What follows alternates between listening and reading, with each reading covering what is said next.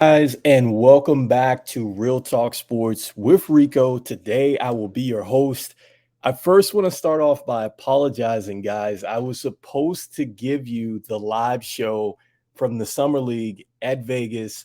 I was unable to get the camera equipment that I needed in there to give you guys a good show. However, I do have clips for you. I've got some photos as well. Be looking for my first shorts video where I'll actually have some actual footage there that I took of Victor Wembanyama playing in his first game against the Charlotte Hornets. So stay tuned for that.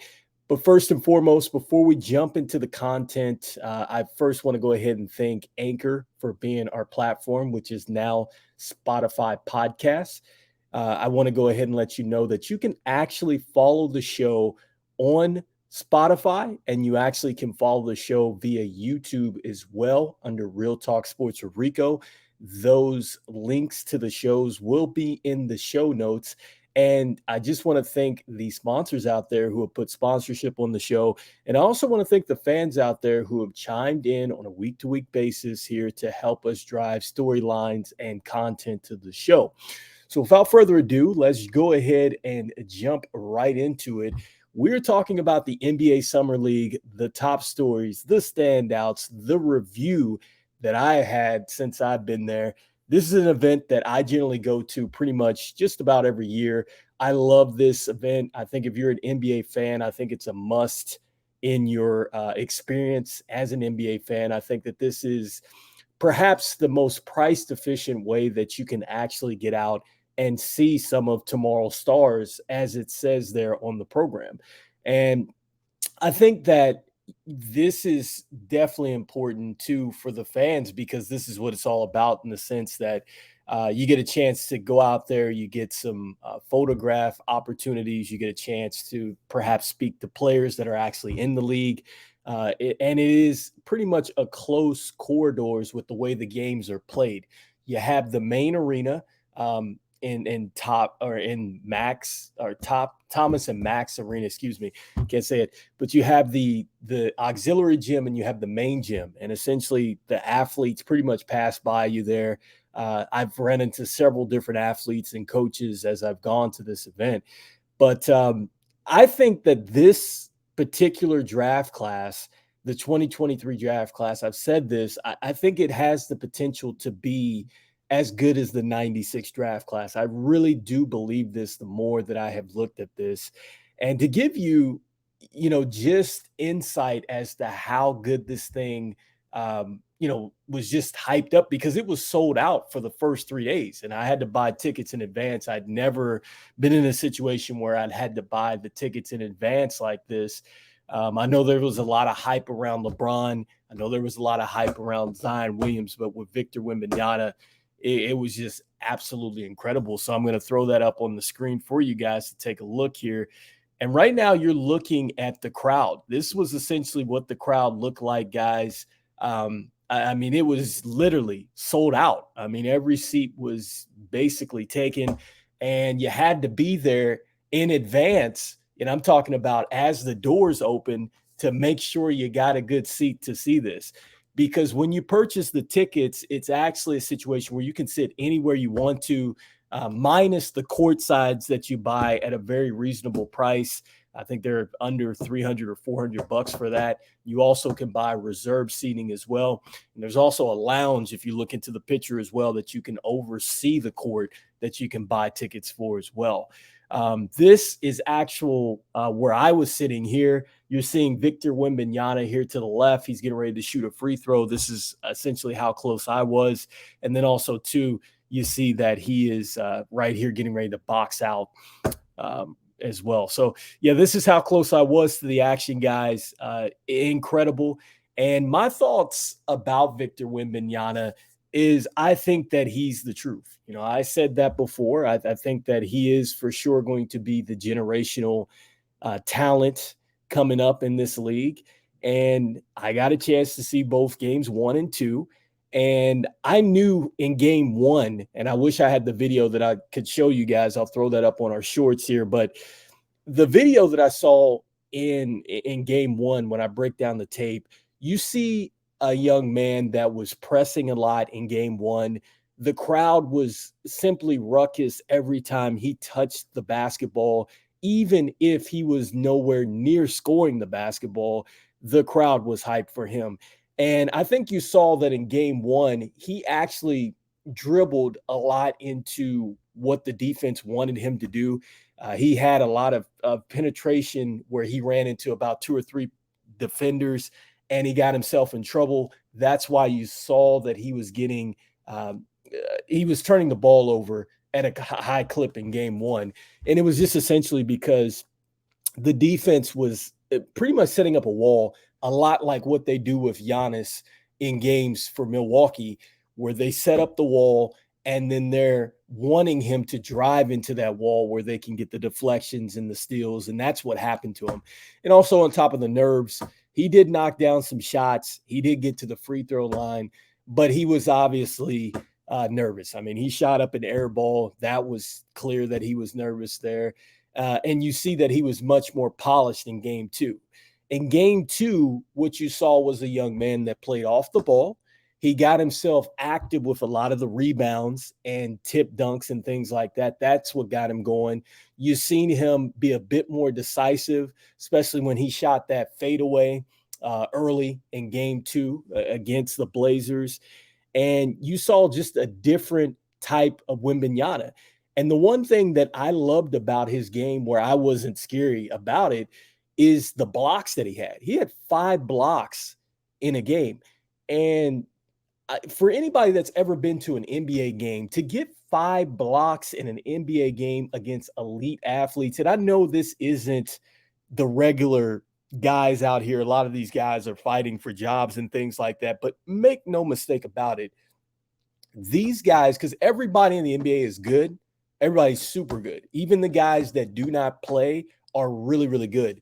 And for him to get 5 blocks like that, I agree with what Isaiah Thomas said during the broadcast. I think that this young man will probably win the Defensive Rookie of the Year before he wins an MVP, in my opinion. Because I think when you win an MVP, there's so many different factors that have to come into play. I think a lot of your MVPs, when you look at it, the team is a bit more complete. The Spurs don't have that just yet. They're still shaping the roster. I do like what they've done by getting Cameron Payne in here. We'll talk about that. But he will win a defensive player of the year. Absolutely. The way he was able to affect shots. And the one thing that I love about it is not only was he just getting swats at the rim, I love how he sat down on defense and he gave players enough space to where essentially they're not going to drive on him, but he had enough space in his defensive stand to where he could close out on a shooter. A lot of his blocks came from shooters thinking that they had the airspace to get it over him, and they had another thing coming. Once he went ahead and jumped, he was able to block the shot. I think that's phenomenal. You already know he's going to be a rim protector, but the fact that he was able to show his quickness and versatility to block shots on the perimeter, he is going to be an absolute terror once he figures it out. Here's a young man that is only going to get stronger as well. But yes, Victor Wembanyama, definitely worth the hype, guys. Man, if you did not go to see him, you definitely want to go ahead and see him in any arena. You can go ahead and thank him now. He is going to sell that thing out. And I think he's going to be spectacular as they fill the roster around him. No doubt about it. I think that Coach Popovich is going to take this young man to the next level. Next up, I wanted to talk a bit about some of the standouts in Summer League. And this is another thing about Summer League that I love is when you absolutely get a chance to see some of the top tier talents come out and you get a chance to see what they look like in an NBA offense. And I love the fact that some of these college kids that have come up, they play a certain way in college, but then they just, when they get to these summer leagues and you actually get a chance to see what they're going to look like in an NBA offense, you see something that you didn't see in college. And I love that. It's almost like they have been released and essentially to be free and to play exactly how they would want to play, versus a lot of the times in a college system, it's set up in a certain way. The program maybe it features you, but you're not the focal point of the offense. And a prime example of that would be Pablo Benchero, right? You saw how good Pablo Benchero was at the end of the tournament last year for Duke. But once you got to Orlando, he was the clear-cut rookie of the year because you didn't see that he had the handles that he had. I mean, there was essentially times where he was able to take the ball in the end. He didn't show that at Duke. He had a three-pointer. You didn't necessarily see that at Duke. You saw the mid-range. You saw that he did have a jump shot, but you didn't see it to that capacity. And why? Because the Magic, in their circumstance, needing a playmaker, he's able to get into that natural role, which he was not able to show at Duke.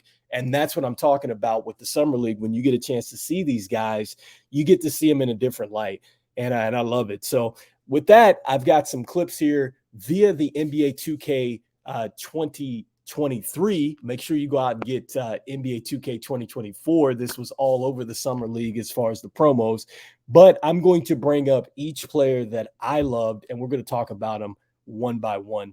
So let us start with Azur Thompson, excuse me. And he was the twin brother of Amin Thompson.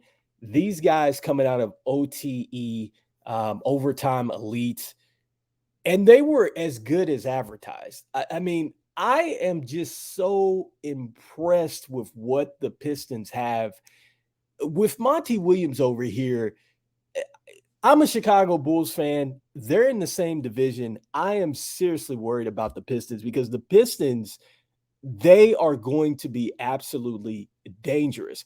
And it's not dependent if Cade Cunningham plays or not. To be honest with you, if Cade Cunningham does not play and he ends up getting shipped off, Azur Thompson can fill that role. And I loved what he showed. He has the handle that's tight, a lot like what Paul George has. And he's not there yet to make the kind of the crazy shots that Paul George can kind of make and make him look effortless. But he is certainly on the rise. But the one thing that I love about him, he knows how to fill the break, and he also knows how to rebound as well. He rebounds at a high clip. Defensively, I love his length as well. He is going to get a lot of leak outs. He is going to get a lot of lobs. He's going to be on Sports Center pretty much. I think every other day he's going to be on Sports Center. You pair him with Jaden Ivey, who I thought is a stellar point guard and a steal. I think he is the Ja Morant that can actually shoot the ball. And I say that respectfully, in the sense that he can shoot the ball, in the sense that he's got a little bit better of a three-point shot early on than Ja, I think, first had when he came into the league. So I think that his evolution is going to be good. And I think his actual mom actually was on the coaching staff for Memphis. So he reminds me a lot of Ja Morant. So I think he's going to be terrific. They have Jalen Durant, who is an excellent big man. They have Jamie Wiseman on the roster, loaded, just absolutely loaded. They have spent the money to bring in Isaiah Stewart again as well. Detroit is going to be a problem, and it does start with this man right here. Next up here, as we bring up the clips, guys, give me a second.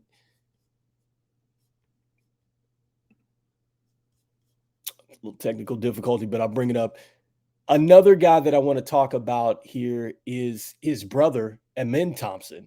And Amin Thompson, tremendous for the Rockets. They're in the championship game. They're going against the Cavs here on Monday. Make sure you get a chance to check that out. Man, he is this. I mean, he's exactly the same as Azur, but I think maybe he's a bit better of a defender. And I think that is going to be critical there for Ime Aduko, who just came over to coach here, former Boston Celtics coach. He is going to bring some toughness there. I think Fred VanVleet is simply going to love this guy. Man, another guy that is going to be able to fill the lane. The Rockets are going to be absolutely dynamite. They're going to be exciting next year. I cannot wait to see them. Again, man, the Rockets were dead last in just about everything that you can think of. I think that essentially anybody who was out there set a record. They set a record on the Rockets, and I think that that is going to end. That's going to end this year. I really do think it's going to end this year when you get a guy like Amen Thompson there. Next up, you have Jordan Hawkins. And Jordan Hawkins, he was so smooth at UConn. He reminds me a lot of Ray Allen, and he has a bit of the Rip Hamilton touch as well. Absolutely a two-way scoring machine. I loved his fluidity. And I say that in the sense that I watched one set of him where he comes off a pin down screen and he gives the defender a look off as if he's getting ready to pass it into the post, steps into a casual step back and knocked it down, nothing but net. And I'm like, ooh, beautiful jump shot. He might have one of the best jump shots in all the draft class. And I love the fact that he is willing to actually play on the defensive end as well. He will be a terrific addition for the Pelicans. And I think this is a guy that is going to contribute from day one in their rotation. And I think that this is what the Pelicans needed, especially if Zion Williams is not able to get up to where he's able to fulfill that prophecy. David Griffin has done a terrific job in his draft, and I think that they're going to be fine moving forward, even without Zion. Next up, I think it's going to be his running mate. Yeah, Dyson Daniels. And so Dyson Daniels was their pick last year. And the one thing that I liked about Dyson Daniels is that he is a very good defender. He is a two-way slashing kind of guard. You see that here. This is courtesy of 2K as well. He is a bit of a slasher. If he improves his jump shot, I think he's going to be very dangerous. He's certainly going to help the Pelicans. He's going to fit into the rotation as well. Julian Strawder from Vegas, played for Gonzaga. The rich just got richer here in Denver.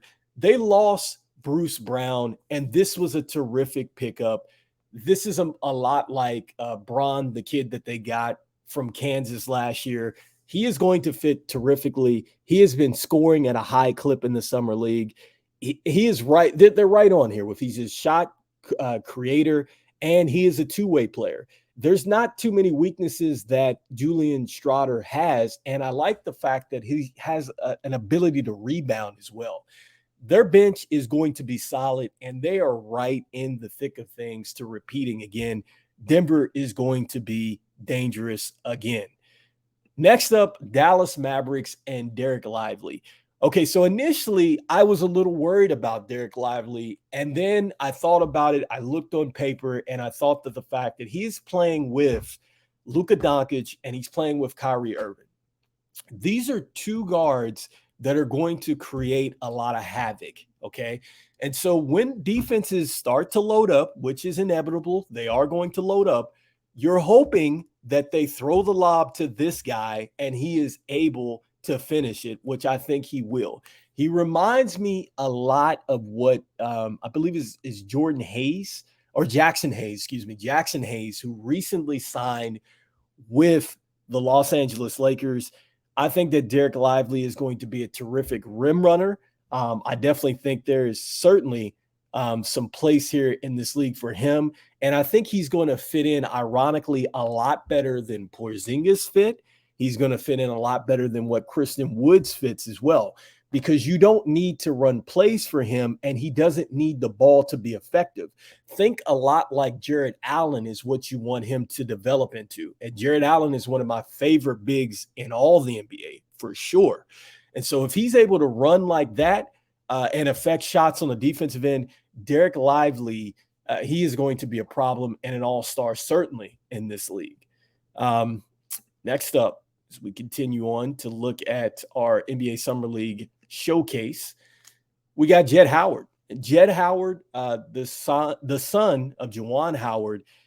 Jett can shoot the ball, okay? And Orlando, if you look at the record, Orlando was one of the best improving teams in all of the Eastern Conference. I have thought to myself after looking at this roster, I think Orlando has the potential to do what the Sacramento Kings did last year, okay, which is they're going to sneak up on some people. They're absolutely going to be a playoff team or a play-in team. No excuses. Even with Jalen Suggs, if Jalen Suggs does not develop, not a problem because they have him and they also have Anthony Black. They have gotten the best out of Markel Fultz and they also have Pablo Banchero as well. This team is very solid and they're very dangerous. Plus, they still have Cole Anthony coming off the bench. They have developed a nice nucleus here. They have a different culture here about Orlando.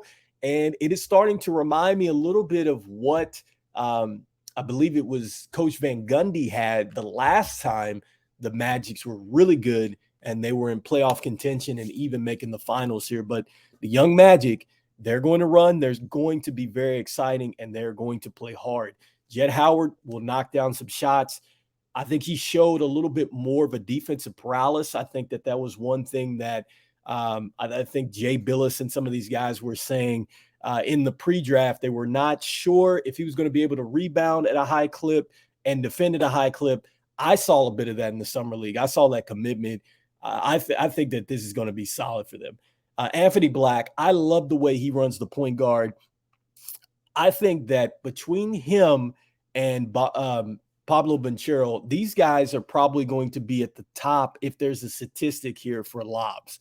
The way that Anthony Black uses his size, right, at 6'7", because he's a tall point guard. He's a tall point guard, and he doesn't get flustered in a crowd. I love that about him. When you look at game 1 or game 2 of his performance where he scored 14 or 17 points, there was a couple plays where he was going baseline. He got a good angle, but the defense was able to cut it off, and he's able to kind of dip his shoulder, take the bump, and finish off the glass with another defender running at him.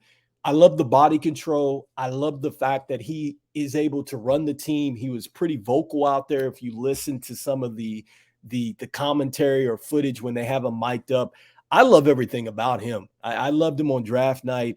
I love what he has here coming out of Arkansas. He made the games a lot easier for Nick Smith Jr. and these guys to score, and Jordan Wash. I think he's going to make the game so much easier for Pablo Banchero, because I talked about at the top where Pablo Banchero had to take the ball from end to end. He now can just focus on just being a scorer and a solid defender. You mix that with Wendell Carter as well, who I think the Bulls gave up on early, Wendell Carter Jr., another guy out of Duke.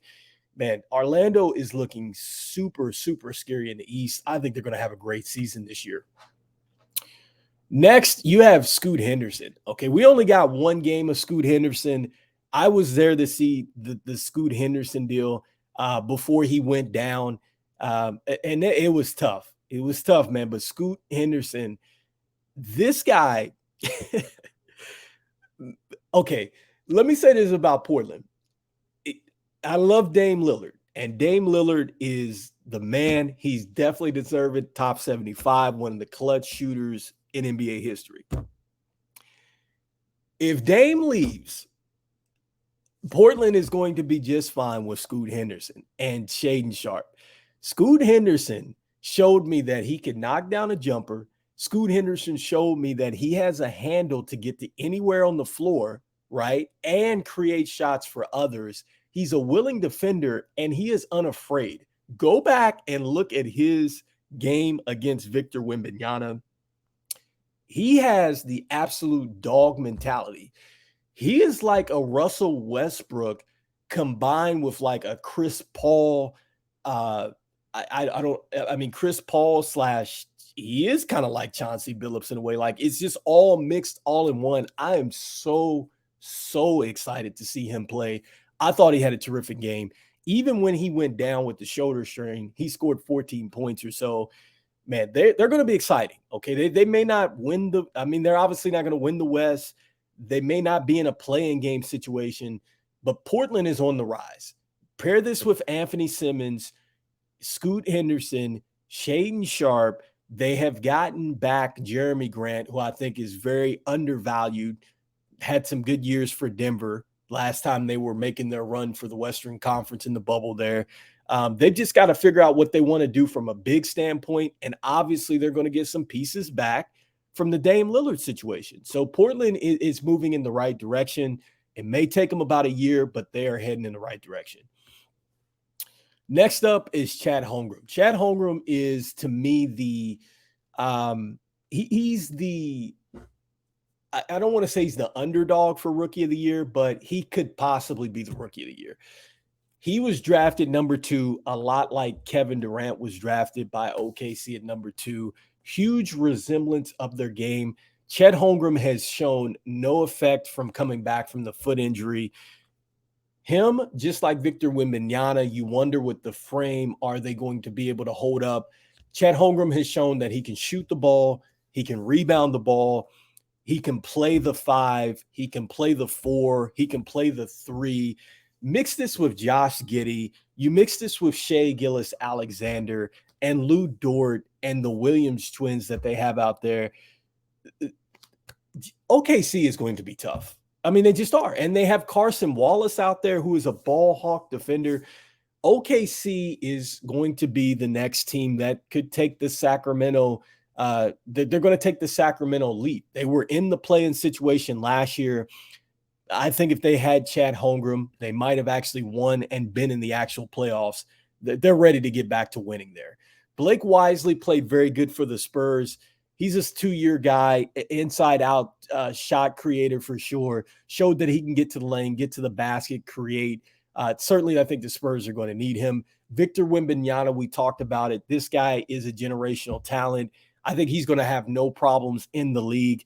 Obviously, he's going to have some welcome to the NBA moments. But, guys, think of when I saw him live, think of a Joel Embiid mixed with the Joker, right? Mixed with a guard like a Kevin Durant. Like, that's exactly what he is. He's all 3 of those players mixed together.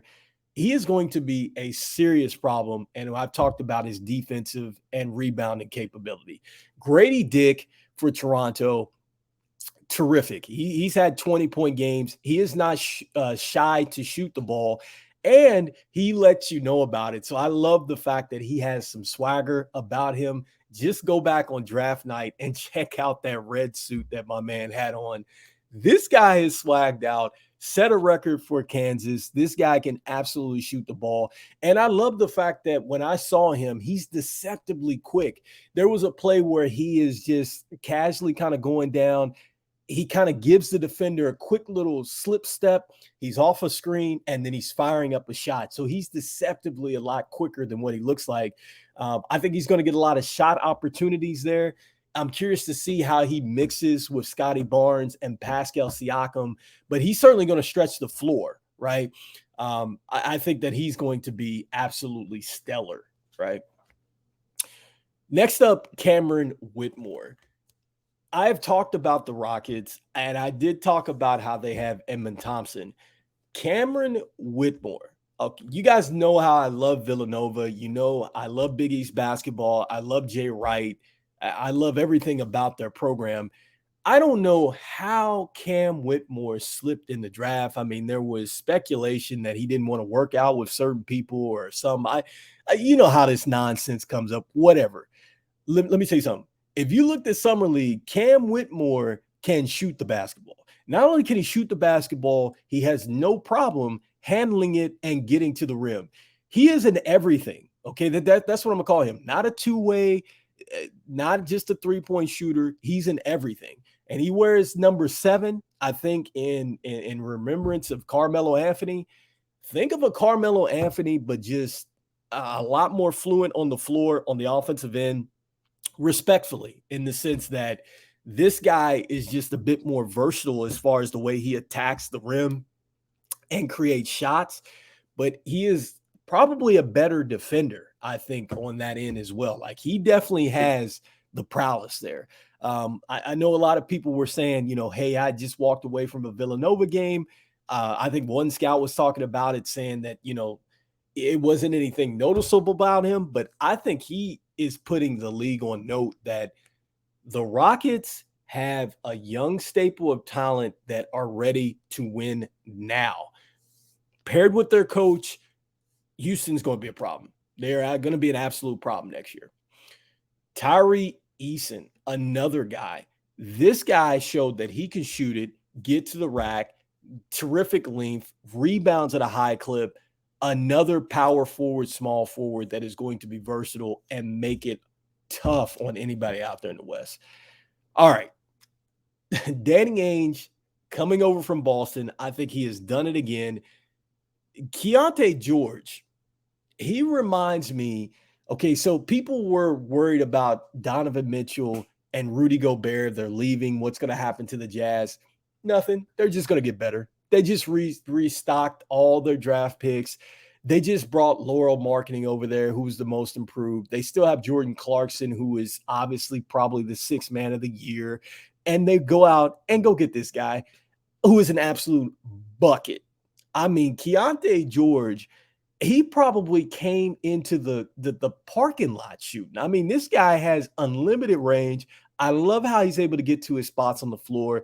And the one thing that I like about him is when you listen to his interviews, the interviews tell you a lot about a young player. This guy was locked in, and he even talks about being injured and how you have to take care of your body to get there. I love it. This is why he's in this position. I think this was an absolute steal. Keontae George, look, I'm saying it right now. You will know Keontae George when the season starts. If this young man is healthy, he is going to be heard from Rookie of the Year. And even if he doesn't win Rookie of the Year, this guy is going to be all NBA. Bet. Next up, Jalen Hood Schifino. Played very well out of Indiana. I believe he was freshman of the year in Big Ten basketball. He was one of the guys that he was ranked in his class, and I think he really rose up in the ranks because he had gotten a lot stronger from his junior to his senior year entering into high school, and that's what really got him on the map. But he showed me that he has the ability to run a team. He's certainly not scared of the moment. He has a better jump shot than I think people had given him in the draft. And I think that this is a young man that, to me, is ready to go. I think he's ready to go, and I think he's ready to be a rotational guy right now, like an impact guy. And I think that badge is correct. He is an all-around threat. He was able to slash and get to the bucket. He's able to pass it well, and he's able to shoot it well. And here's another guy that I think models his game a lot like what Chris Paul is. I think that there are some similarities there. And I think that it is a possibility that you could see this, but the Lakers, let me give the Lakers credit where credit is due. The Lakers have completely revamped the roster, and regardless of what happens to Anthony Davis and LeBron James, the Lakers are in a good situation for the future to come. Max Christie, a guy that's coming out of Michigan State, a terrific knockdown shooter. The knock on him was he needed to get stronger, he needed to defend, and he needed to be even more consistent with his three-point shooting. Showed that he showed that, one, he got better from a three-point shooting standpoint. Two, he did show a little bit more of the mid-range there and able to get to the cup. But more importantly, his defensive prowess and the length and the way he was able to play passing lanes and cut and make the game a lot easier for himself to where he's not just a catch and shoot guy, that's going to be a problem. I think that he is absolutely he definitely should be in the rotation, especially since they don't have Dennis Schroeder out there. He absolutely can be in the rotation this year. I think that that's what he wanted to show. I think he's definitely a rotational guy. Jamal Cain played very well. I like what he was able to do. Another guy from Miami that fits the bill. Look, there's plenty of playing time left now that Gabe Vincent and Max Strus is gone. They need some more extended height out at the small forward. I think that this guy goes well with Jaime Jaquez out of UCLA. Nick Smith Jr. Nick Smith Jr. might be the steal of the draft. I mean, the way he scored the basketball and how quick he looked in person. Here's a guy that what I was talking about at the top of the show, they look totally different out of college. Yeah, he scored in college, but he actually ran the show. And to be honest with you, and not to knock against Brandon Miller, I think he was the better player. I'm serious. I think he was the. I think he is like he should have been drafted at like 2. The way he's played, Nick Smith Jr. The way he ran the team, I was super impressed with that. Now I'm not saying that he's going to get a lot of point guard reps. That's going to be tough. I mean, because LaMelo Ball, he's certainly not injury prone. But man, I mean, he's like, man, if something happens to Terry Rozier, I think Nick Smith Jr. plays right away there in the starting lineup. I most certainly believe that he's in the rotation. Okay, he's definitely in the rotation for sure. Nick Smith Jr., remember his name, still in this year's draft. Brandon Miller. Okay, Brandon Miller got better as the summer league went along. Struggled in Sacramento. I think he really found his way against Victor Wembanyama in game number 3. I think he took advantage of some of those matchups, especially since Victor Wembanyama went under the screen.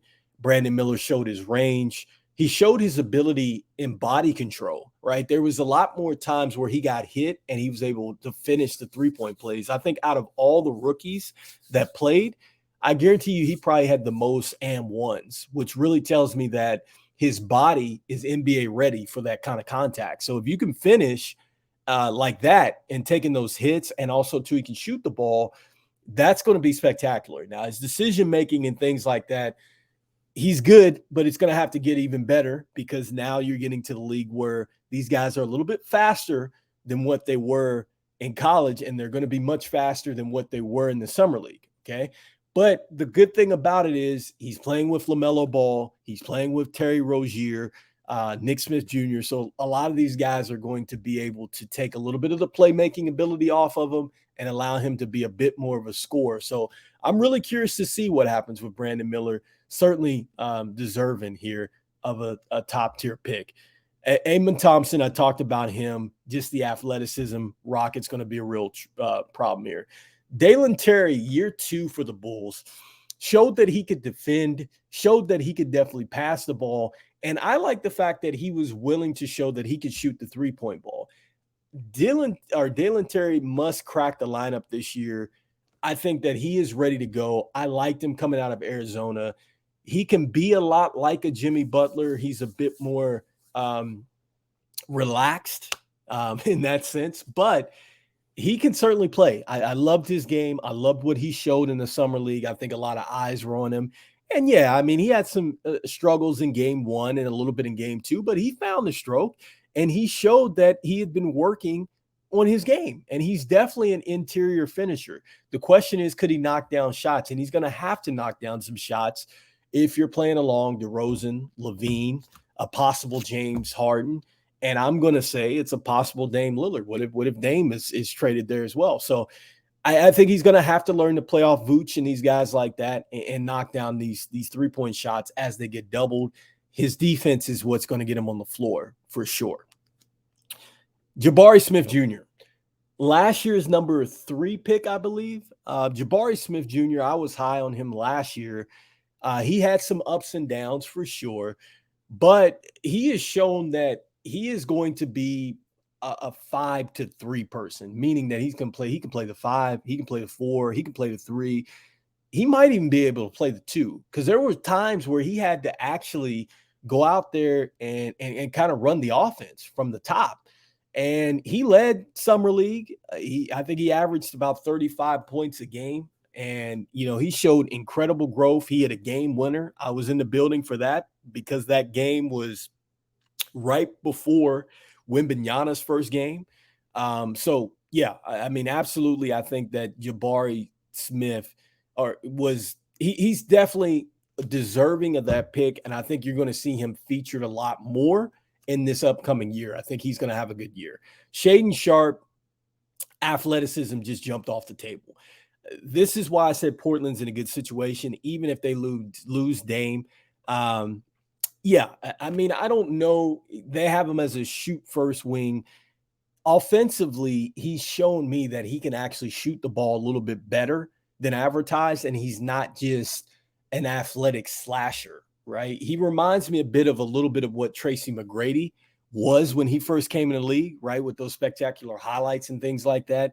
I think as Shaden Sharp develops a little bit more offensively, which I think he's going to have some room to do so, I think he's going to be dynamite.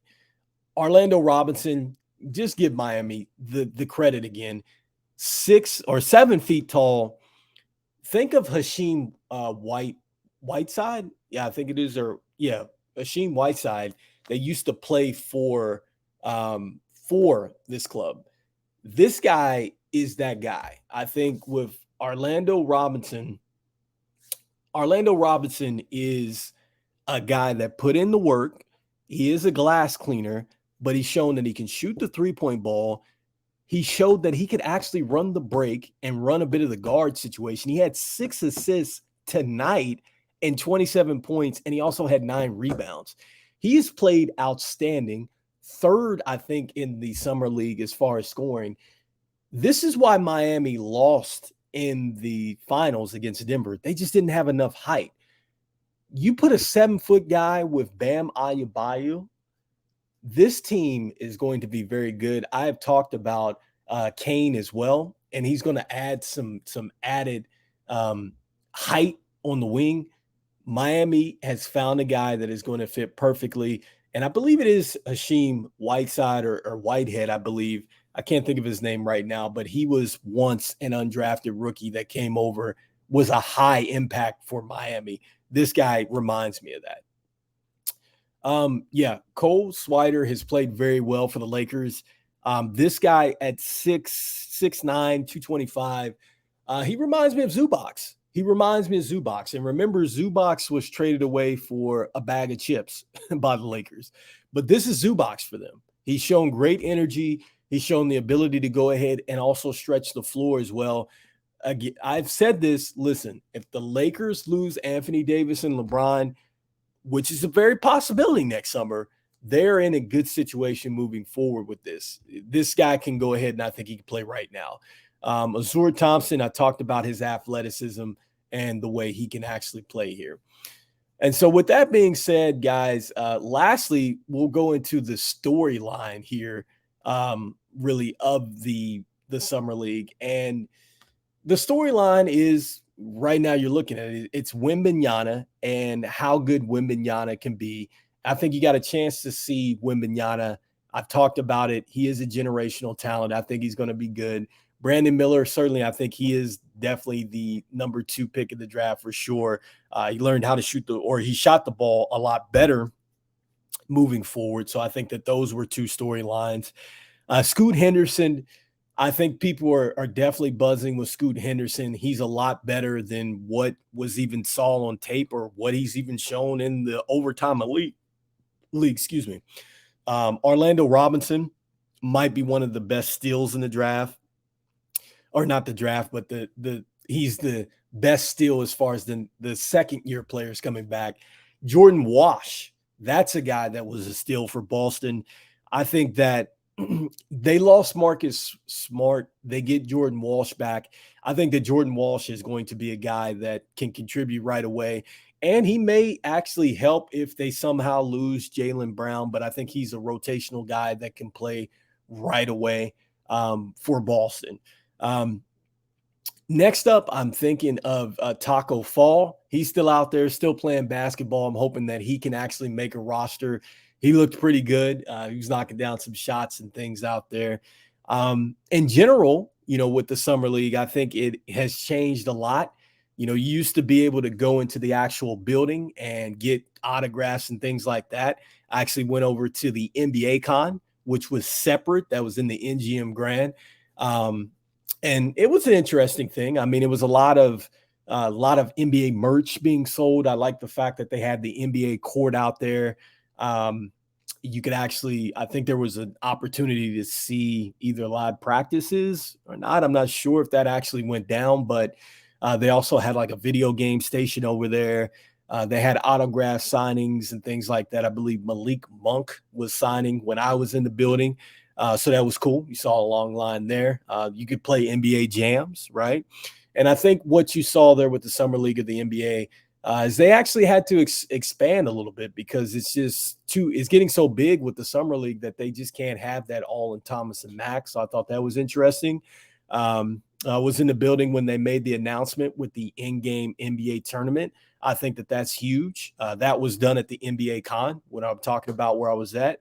And I think that that's going to be big for the NBA. I think they are going to be a little bit more of a kind of like a Finals Four kind of format. And I think that, fans are really going to like that in the NBA. I think that is something that is going to add a little bit more flair going into December, into those tough months. And these guys are going to get it paid handsomely for winning that as well. So there's a good financial gain. So I like that with the NBA. A lot of people were shying away from the play-in situation, but I think this situation is going to work out good. Another top storyline is Dame Lillard and his situation. GM comes out and says that it could take weeks, months, or how long. Dame says that, people around Dame said that he only wants to go to Miami.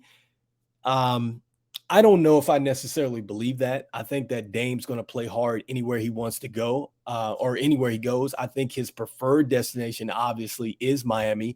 I'm hoping that he does get there with the pieces that the Blazers get back from Miami. Like I said, with Scoot Henderson, Shaden Sharp, Anthony Simons, if they were to get like a Tyler Hero and a Kevin Love and something else, it's only going to help the team because the team is young. It's good. It's trending in the right direction. And I honestly think that they're like a vet or two away from actually being pretty good again. So I like that situation. I hope it works out for the best. I'm curious to see, does Dame actually show up for camp?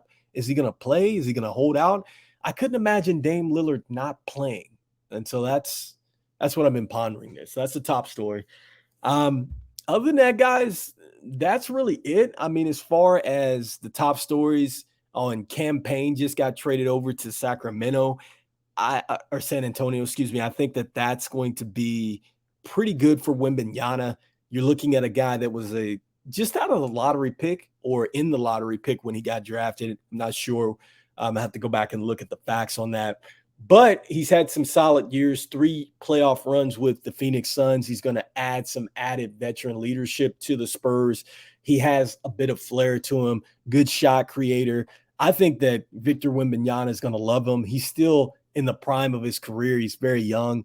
And he's in a situation where I think he could thrive, especially with Popovich. He thrived under Monty Williams. And I think he's going to thrive under Popovich as well. The Suns get Bo Bow. I'm not sure if that's necessarily going to help. He averaged 9 and had 6 rebounds last year. He really came on late. If you played fantasy basketball, he was one of the top pickups that you could get. He's certainly going to be in a bench role. I know that. He's going to be coming off the bench. Can he thrive? I've already said that with Phoenix, I don't like the fact that they don't have enough depth, and then also, too, the injuries. They're like an injury away. If any of the big 3 go down or big 4 go down, I think Phoenix is in trouble. And with that being said, guys, I think that is the show, man. We just covered everything about the NBA Summer League, the top stories, the standouts. I gave you my review. Be looking out for the shorts that are going to pop up here because I will be actually putting up some footage of the game with Victor Wembanyama, kind of talking about that. So be looking for that on our YouTube channel. You can follow us on Spotify. That's under Real Talk Sports with Rico. You can follow the show there. If you're looking at YouTube, you can check us out at Real Talk Sports with Rico there. Make sure that you go ahead and you press the like and subscribe button, guys, and follow us here. The links will be in the show notes. And for myself, man, this is Rico, Real Talk Sports, man. I love you guys, man, and I will see you again next week, man. All right. Peace out.